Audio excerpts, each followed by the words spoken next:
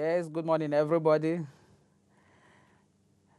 We have a guest in our midst in the person of Dr. Olubi Olawale. He is an ENT surgeon, ENT specialist, ENT consultant. For those of you who may not know, ENT means ear, nose, and throat. Okay, so this morning we'll be looking at ENT disorders in children as well as adults. With us today, our regular faces, starting from the slimmest of them all, Slimmy I'm your T. guest, though. See now, I carry notes, come say. Yes, I came to learn. our Ines. Oh, matron. I don't know if I'm a matron on the show today. Good morning, sir. And don't forget our high chief, Our high chief. our E-doctor E-doctor. in the house. Yes, we are your guests today. So now we have a guest today. No, you have guests today. We are your guests. Thank you very much for Yeah, having thank us you here. very much. Okay, so having said that, I'll yield the floor at this time to our guest, Dr. Olubi Olawale. Sir, you have the floor. Well, thank you for inviting me here to come and talk about the ENT disorders, both in children and adults. The common diseases, we start from the ear. The ear disorders, as we know, common things come around when people disturb the ear, especially wax buildup. A lot of people come to the hospital with wax in the ear, and this wax is actually caused by them themselves. The other things that we can actually say is that pain in the ear, discharge in the ear, then coming to the nose problem, we talk about discharges in the nose, allergies, and probably bleeding from the nose.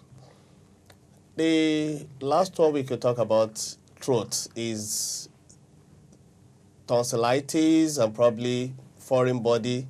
I mean, people eating fish meal and got fish bone into their throat and get stuck. So as the time goes on, there's quite a lot of people, but we can't finish ENT in one go. We just have to take it one at a time. So if there's anyone we want to talk about, we can go ahead.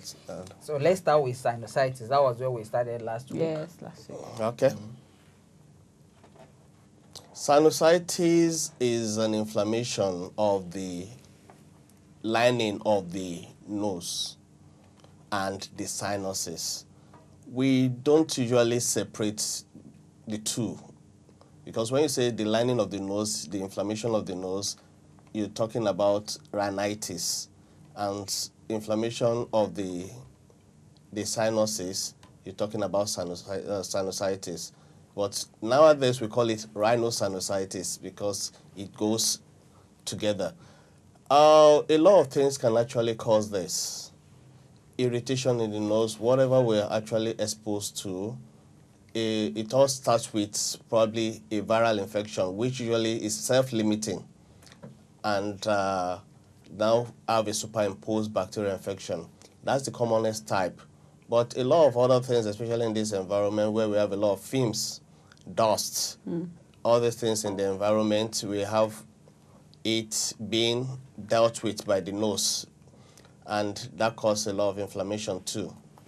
And those who work in chemical industries, wood industries, leather industries, all are susceptible to different kind of sinusitis. Sinusitis can now be defined depending on the duration. Duration, when it's less than 1 month, you say it is acute. When it's between 1 month and 3 months, you say it's subacute. When it's over 3 months, you say it's chronic. So severity matters a lot in determining what you're going to be asking from the patient and how you're going to be treating it.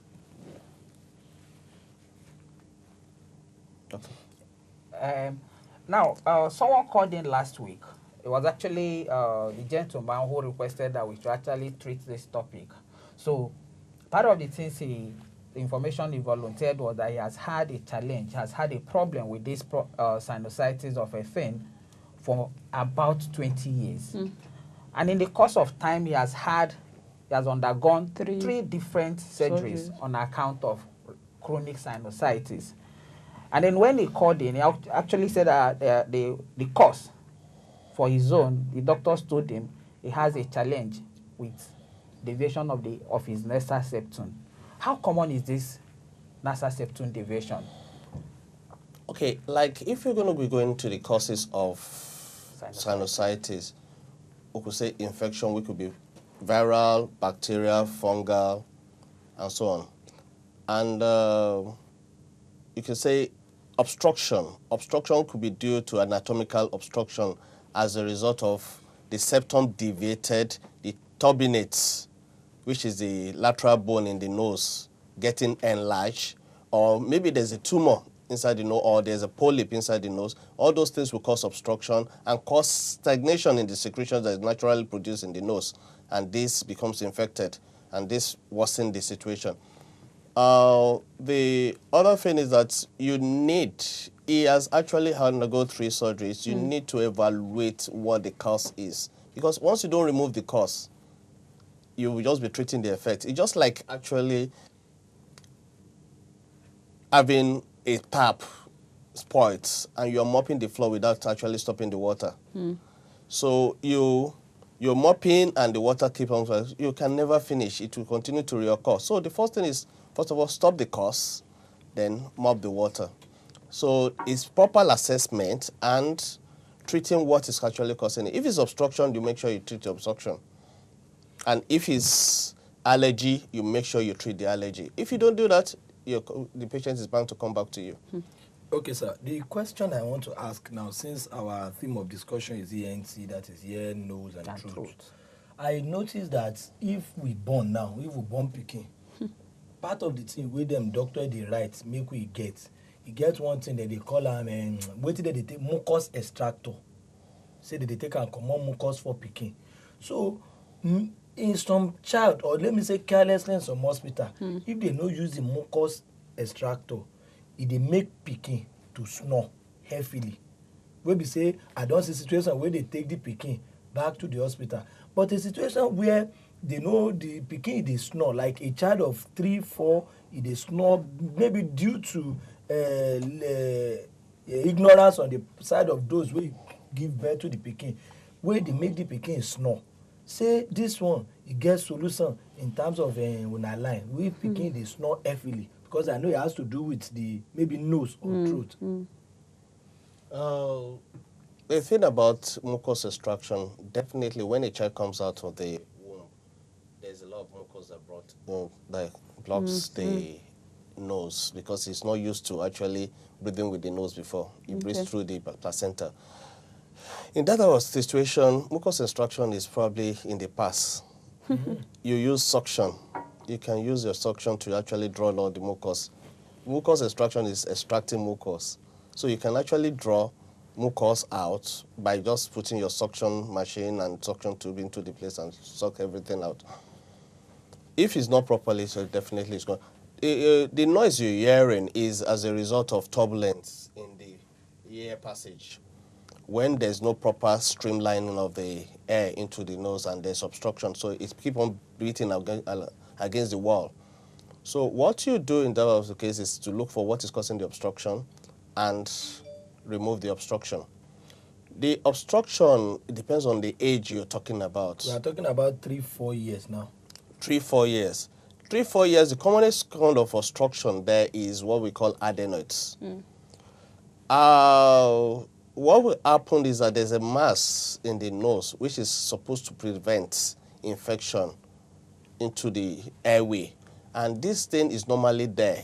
It starts at the age of about 6 months and grows to the maximum between 3 and 4 and then disappear about 7.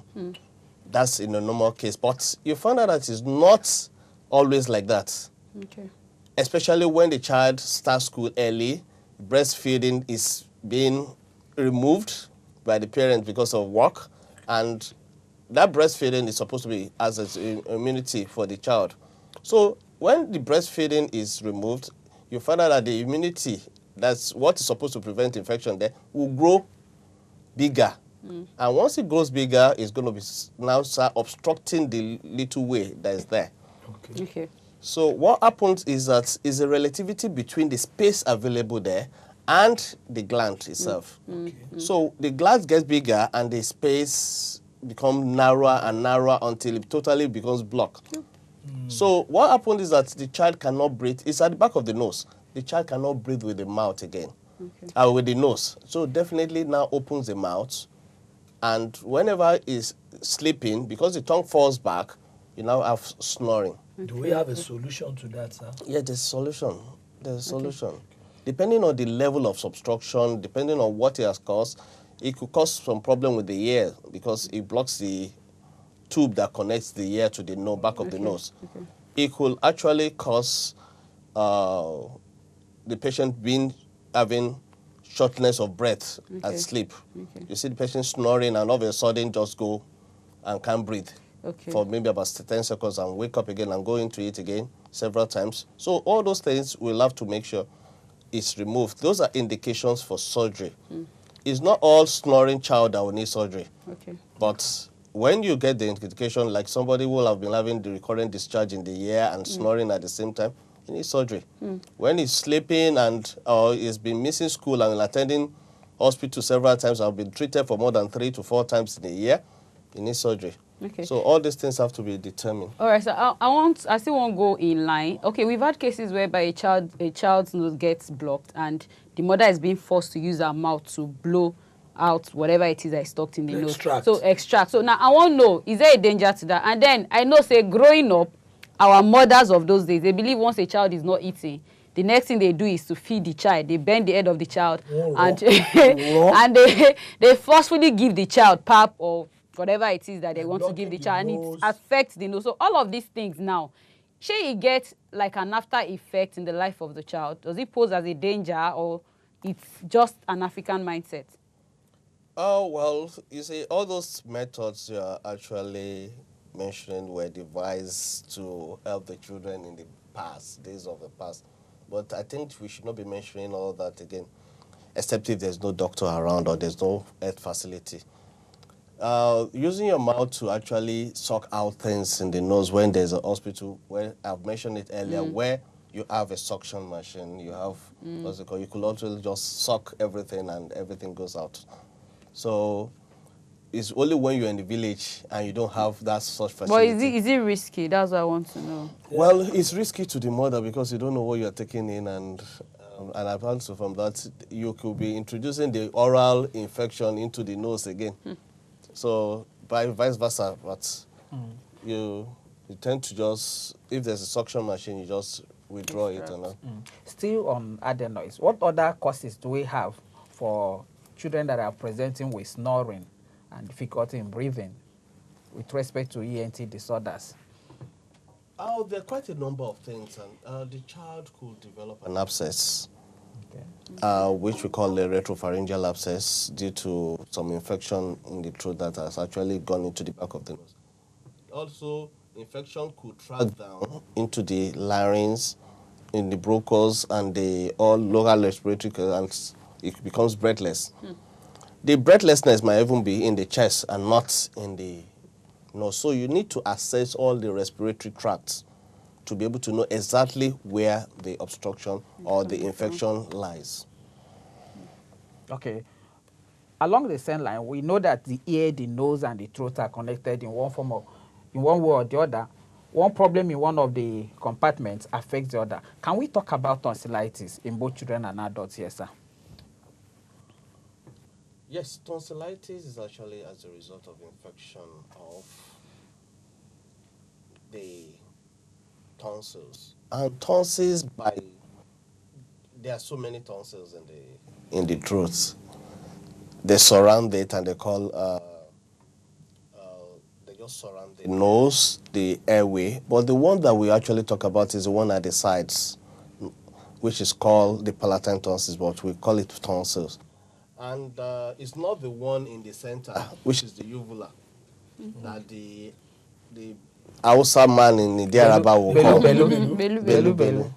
But sir, is belu, is it still the same as epiglottis? No. Belu, what they call belu, or what they also cut out, is called uvula. Uvula. The epiglottis is lower down, and that is what covers the airway when you are swallowing. It bends to cover the airway so that the food can just pass and go into where it's supposed to be. That's why we don't get shook. So it doesn't close when you're talking. That's why it's advisable for you not to talk when Right, you're... okay. So that if it doesn't close, so the food now goes to where you breathe. So like what you're saying, that turning the child upside down and, you know, at that point in time, the child is crying. Yes. The epiglottis is not... Open. It's not closed. It's not closed. Okay. And when it's not closed, you find out that the food might go into the airway and you might just choke the child. Because the child is crying. It's just like the other thing, like when we used to go to school and we get groundnut and we start throwing it up and using our mouth to catch it. Yes. That's also dangerous because you find out that groundnut can actually go into your airway. So, except if you can catch it with your tongue before it goes into your life. Of course. So, Sir, Now- I'm so sorry, sir. Okay, no, take. Sir, but let us still see snoring in adults now. We are always meant to believe that there are two causes to this. One, the two causes with the advance, and I want you to actually demystify this, is that maybe when a man consumes, or even when a woman consumes a whole lot of beer, that's what Man gives them- consumes a whole lot of Okay, beer. man now, I'm not being gender particular. Man consumes beer. They feel maybe it's responsible to snoring. Big stomach. Why some another domestic belief, tummy, a big tummy. Then the last one is there's always this assertion that when somebody goes through a rigorous day in terms of you run here, you run there, a very busy day, that you are bound to snore. How true is this medically, sir? okay, the first thing I would say is that snoring can be physiological and can be pathological. It's true, sir. Physiological means it is normal. Okay. And pathological means there's something causing it. Physiological. One thing is that any human being that sleeps with the back and facing forward and the head facing upwards, the tongue, like your body will become very weak. And when you're tired or when you're sleeping in that position, you can see that when you lift your hand, it will definitely fall down back. So the tongue also becomes very weak. And this tongue falls back and now close the airway. And when it closes the airway, it's narrowed it. And when it's narrowed it, you'll not be able to breathe very well. That's when you snore. Like I told you. Sound. Yes, it produces sound. So the thing about that is that once you lie, change your position, lie on the side or lie face down, the snoring disappears. Wow. Does it have to do with body size? Yes, that's what I'm Weight. talking about, pathological. Okay. You see, other things about, like I said, sound is being produced when there's narrowing. Narrowing can be caused by anything in the airway. Your nose, your throat, your mouth, all those places where air passes. Narrowing can be... Like we talked about the deviated septum the other time, it can actually cause snoring. A mass in the nasopharynx could cause snoring. A big tongue could cause snoring. Okay, the sizes of our tongues are quite different. Of course, Are yes. you serious? The jaw of somebody is small. You see, when you're small, you're still having a small size. This becomes pronounced when you increase in size. Oh. You understand? When you increase in size, that's when it becomes pronounced. You might have a small jaw, then keep your small weight. Or you have a big tongue, keep your small weight. So the first thing we call to tell the patient is, look, your waist is actually causing problem because before you grew your weight, there was no snoring. So first of all, reduce your weight. Before we start talking about, okay, maybe we want to do a jaw advancement, tongue reduction, septal repair, or remove the tonsils, or remove the mass in the nasopharynx. All this can cause obstruction. Thank so you one very has much. to determine that. Yeah, at this stage, I think it would be pertinent for us to open the phone line so that viewers who are watching us from any part of the world will have an opportunity of making one form of contribution or the other, or even ask questions that you may have that may be agitating your mind.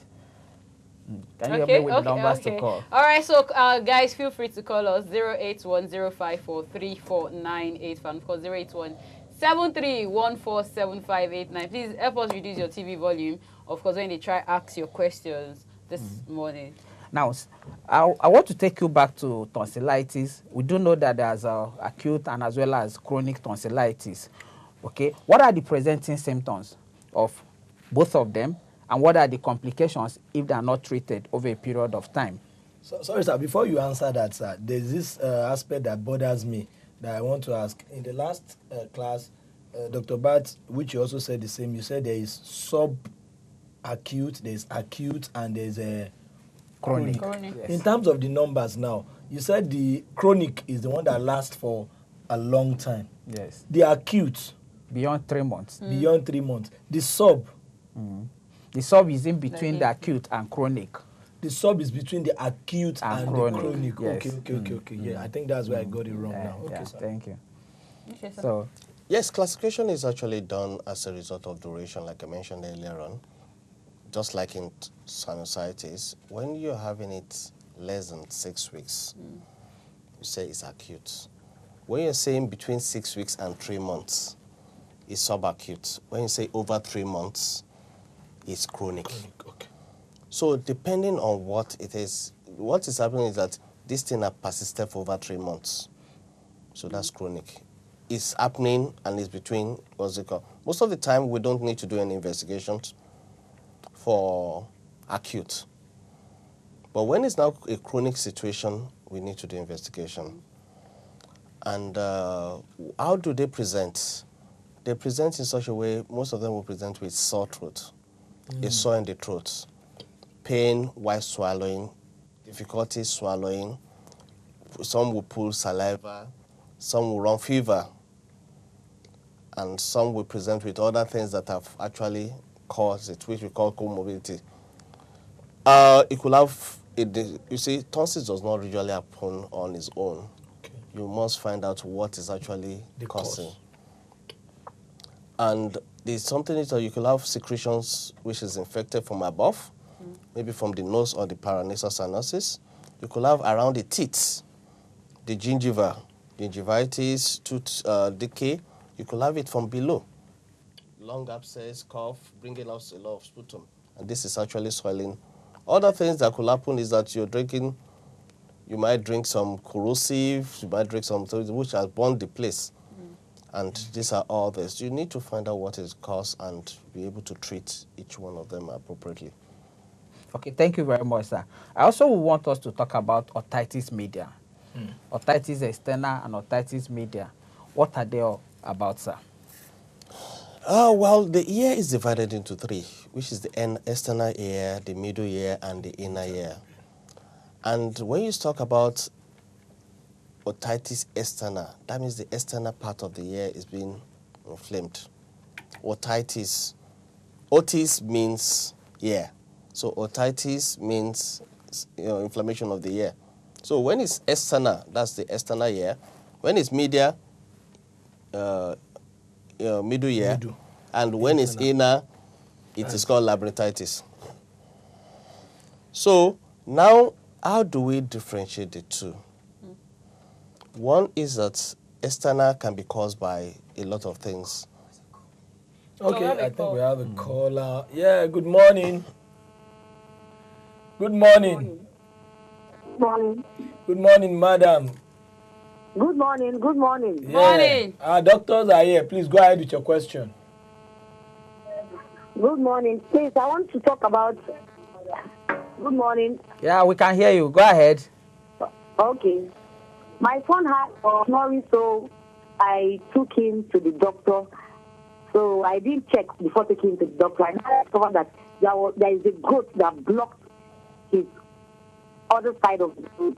What is the cause of that? So they had to operate on him and remove and open it up. Please, can you repeat yourself? Your son has what?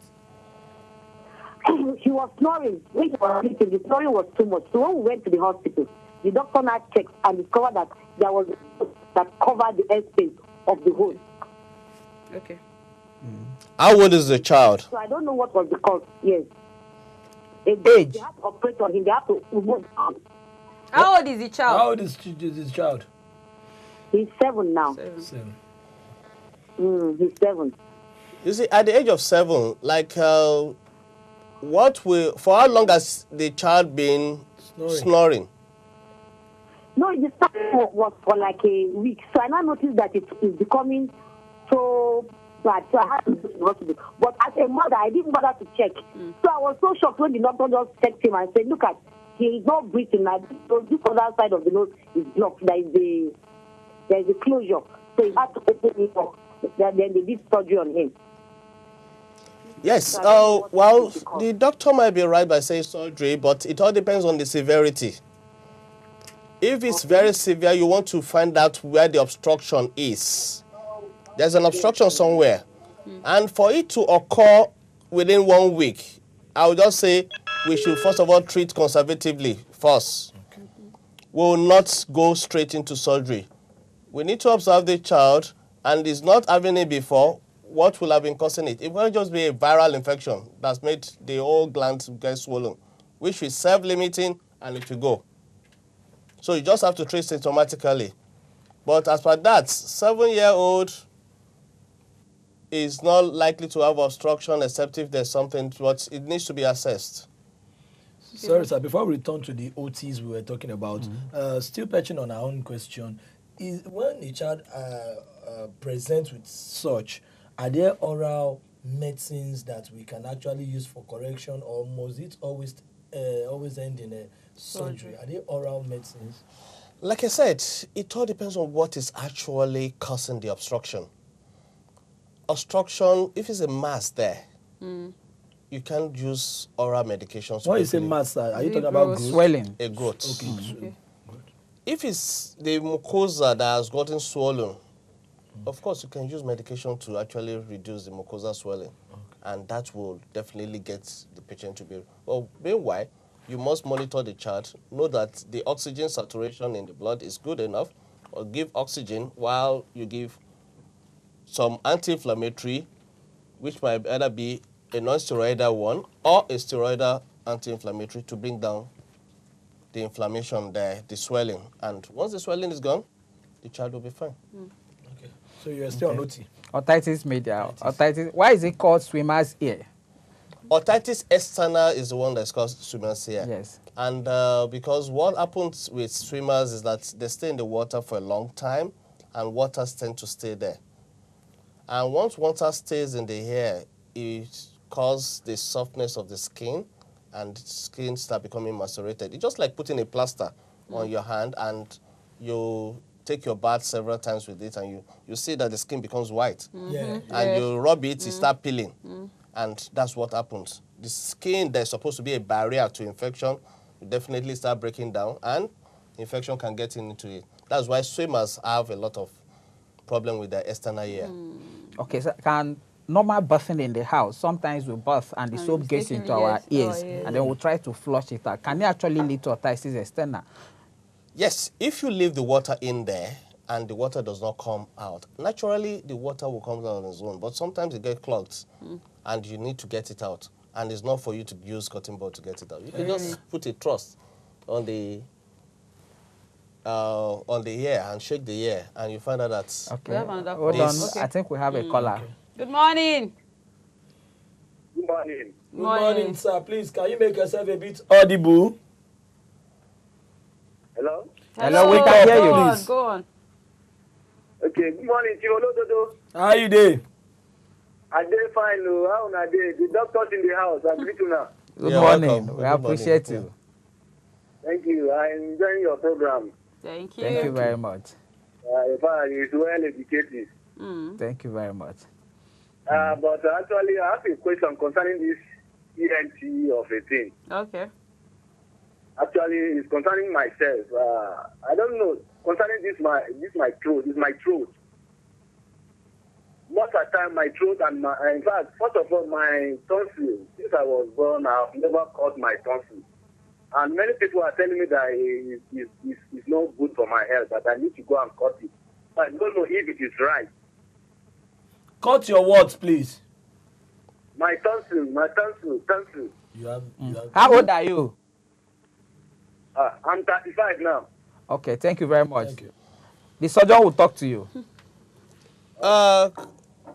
you're not having any symptoms with the tonsils. If it's just enlarged there and it's not giving you maybe snoring or giving you pain or fever, you don't need to cut it. It's meant to be there and leave it there. Oh, really?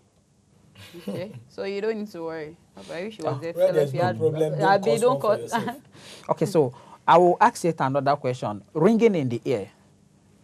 Okay, oftentimes a lot of patients will come to the hospital, they will describe the type of noise they're having. Some will say it's a whistling kind of noise. Some others will describe another form of noise. That one is not so John that one side. It's me. It's very African common. You see, doctor, if you are hearing wing inside your ear, it means more than it. Oh, the African man. One body then become so next time you don't do like this. The 3 times, so once you do the third time, go stop. That means that person get a jara. So let's hear the medical perspective. Okay, today. that's traditional. That's traditional. Noise in the ear can be caused by a lot of things. And like I said, the ear is divided into external, middle, and inner. But the commonest thing is actually noise-induced. Noise-induced. When you, just like we call them, just like what you said, Fustuma's ear, there's a minor's ear. You see, the minor goes to the mind and actually start beating a lot of iron there. And when they come back, they still continue to hear that sound. So they still It's a psychological thing, sir. It's not. It's you've stressed the ear nerves and the ear cells. And there's a shift in your hearing ability. So what happened is that you, especially, the other thing is that you go to a disco house or a club. Okay, so sorry, sir. Good morning, sir. Hello, good morning, Chief. How you doing? Fine, Chief. Slimity, good morning. Morning. I'm a regular follower of Kukuruku Morning Show. Thank you. Thank you. We love you. I saw the advert that Health Matta will be today. Yes. I'm so happy. Dr. Bat, good morning, sir. good morning, my brother. I did hear you. In the house, good morning. No. I love the set. Good morning. Good morning, Thank sir. you. I want to thank wapTV for this great opportunity. Thank And you you so very much. you guys to keep it up. And I love the shed. I love the carpet and everything. Thank you. very Thank much. you. Slimity, will you dash me your shoe? I like your shoe. So you can see her shoes. Come and take it now. Thank you very much. Thank you. So back to the noises in the air. My question is, okay. Sometimes if I dey chop like this, the thing go enter my nose. So I don't know. Is there anything I have to do to stop it? Sometimes maybe I'll be eating and maybe somebody asks me a question. Before you know it, I'll start coughing or sneezing, and it will enter my nose, sha.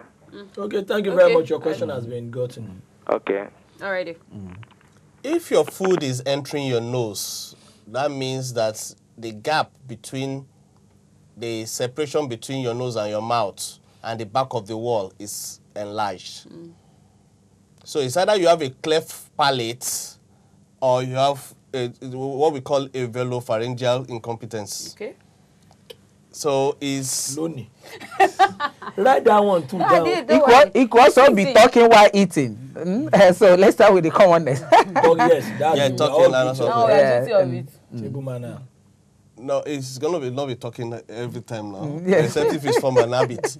So what happened is that the soft palate is meant to go up to close the nose off, whereas the epiglottis close the breathing parts before swallowing takes place. So if it's not able to close it, that's when the food goes back up. And if the other one, it goes into the larynx. So you need to be checked to find out. Okay, doctor, you get one part where you talk, when we start this show, when you talk about wax and we being responsible. Now, I wonder whether I mean they cause my problem myself. As an OAP, I guess wear earpiece like every headset, like every now and then, you know, either to pick calls, to talk to people and all of that. And I notice that most times when I'm done, to hear, I could stay for like 30 minutes. I go there hear, but it no go just dey clear. So now I want to know, does it have anything to do, like wearing headsets like back and forth, does it have anything to do with your hearing? Or is it based on the loudness of the music or the calls? Which of them? When you're wearing a headset, ear headsets, not earplugs. Yeah. Earplugs will definitely disturb your wax being coming out. So you're not supposed to be using them. But headset is what's called, but you have to have a good headset, and you have to have a soundproof environment to enjoy your sound. Or else you'll be forced to actually start increasing the volume to the highest. And once you increase the volume to the highest, it's damaging your inner ear cells. Of course. And once it's damaging it, you're coming down gradually. You're right, because this thing, when you don't program it, if person increase up to 1 point, the thing go they tell you, this thing where they increase, you go demand your head. It is speak pidgin. You know that they normally write it. He said this thing they increase, it will damage your ear. It's dangerous to your ear. Thank you. Someone say it's dangerous to your ear. Now, on a practical note, we are still going to come back to ringing in the ear because we've not done justice to it. But on a practical note, what advice do you have for people who use earphones to listen to music at all times? That's number one. Number two, for people who use what is it called, earpiece to pick calls, wireless earpiece, does it pose any risk? Yes, Bluetooth and or whatnot. A number of them now. Okay, but from my own experience, when I was using it, a lot of times I discovered that was Doctor, please, okay. We'll have a caller. Good morning. Hello. Hello. Good morning. Hello, good morning. Yeah, Good we morning, can hear sir. you. Yeah, I'm Anthony calling from Abuja. Okay, Good morning, Anthony. Family. Good morning, the doctors. Good morning, Mr. Anthony. Yes, so I have a question for you, sir. Okay, Right. Jerry.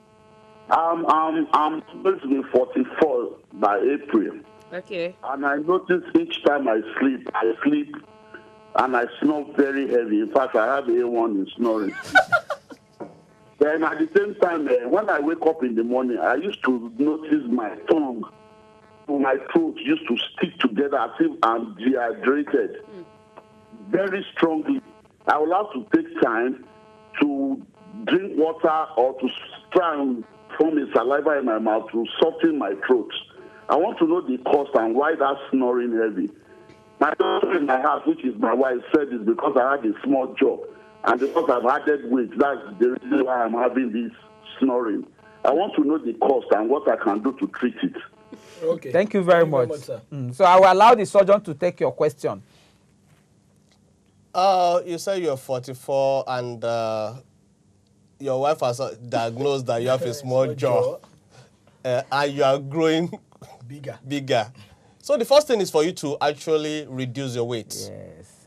Once you reduce your weight, if not so, you start developing hypertension and probably diabetic. So what you should do is reduce your weight, and once you do reduce your weight, you'll feel comfortable. If you're not feeling comfortable, then assessment has to be done on you to find out what is actually causing the obstruction. Okay, ringing in the ear. Like what doctor said. Yes, ringing in the ear can be caused even by wax in the ear. Okay. When you have wax in the ear or something obstruction or foreign body in the ear, you can have it. Ringing in the ear can also be caused by a perforation in the eardrum. Ringing in the ear can be caused by fluid in the middle ear. Ringing means that there's affectation along the, what's it called? The one that usually occurs in older age is when there's an irritation of the nerve, maybe due to a tumor or any other thing. But the commonest thing is loud noise, drugs. When you take drugs that will affect the ear and exposing yourself to loud noise. I mean, in our environment, there's a lot of noise. Like say person they live for where me I dey for Musin, where Face they me play and face music. you. They Loud play one. music outside every day, and people go sit down there like this. We go dey hear Lomowura for the speaker. We go do like this. Is it only that one that you're talking about? What about our O1 base? And you're forced to sit beside the Or even the speaker. church? When you sit beside the speaker speakers, and blasting you, you're damaging the ear gradually. You see, the exposure of noise, the duration of noise, and the strength of the noise play a part in actually damaging the ear for a long time. You as a specialist, sir, there is this belief, I want you to help us clarify that there is a particular year where person supposed to they receive call some people go say Is the right ear. is the right. Some go say na left. Some go say because of the brain. Say if we receive it come from one part of the ear, the brain go shift go there. How true is this? Or is it just Also, to add to your question, use of earphone or earpiece. And Does the it pose Bluetooth. any and the Bluetooth? Does it pose any health risk? Personal observation. When I was fond of using it years back, I discovered that after allowing it to stay on my ear without removing it for some minutes, I will start having headache. And when I take it off, the headache goes. So I want you to say one or two things on this. You see, putting the earpiece or the Bluetooth into your ear, you're putting a lot of pressure on the nerves that supplies the place. Even when the music is not loud. Yes. 2, you're preventing the wax from coming out. So, and 3, you're putting those cutting the earplugs and what's it called, on the surface, and you're not cleaning it on a daily basis, you get the place infected. So all this will play a part, and you start having. Wow. Doctor, please bring That it is back. the Doctor, please bring it back. Yeah, he actually pointed out at the beginning that is not a topic we can Okay, so actually if you finish have to come today. back now, But why? Chief, can I crave your indulgence and see if we can have you back? Yes, Will it be please. possible next week? Because there's so much to talk about. so- Nosebleeds, we Because I haven't want to know how gone often there. are we supposed to be Sleep cleaning our apnea, ears? we haven't gone there. And a whole lot. And Yes. I'm sure viewers will have a lot Let of me write that questions. question down, safe. Is it possible to have you back next week? We'll try. Thank you very much.